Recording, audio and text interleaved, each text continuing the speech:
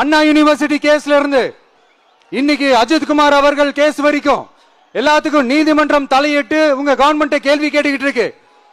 எல்லாத்துக்கும் நீதிமன்றம் தலையிட்டு கேள்வி கேட்கணும்னா அப்புறம் நீங்க எதுக்குங்க சார்? உங்க ஆட்சி எதுக்குங்க சார்? நீங்க உட்கார்ந்து இருக்கிற அந்த சிஎம் பதவி எதுக்குங்க சார்? எப்படி கேள்வி கேட்டாலும் உங்ககிட்ட இருந்து எந்த பதிலும் வர போறல. ஏன்னா இருந்தாதானே வரும்.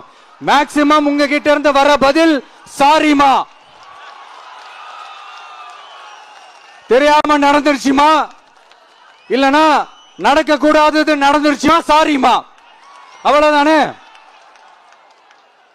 இந்த வெற்று விளம்பர மாடல் திமுக சர்க்கார் இப்ப சாரிமா மாடல் சர்க்காரா மாறிடுச்சு.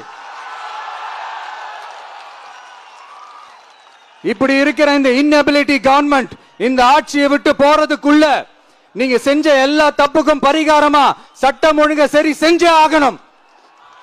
இல்லனா மக்களோட மக்களா ஒன்னா நின்னு உங்களை சரி செய்ய வைப்போம். டிவிகே சார்பா அதுக்கு உண்டான அத்தனை போராட்டங்களும் எடுத்து நடத்தப்படும்.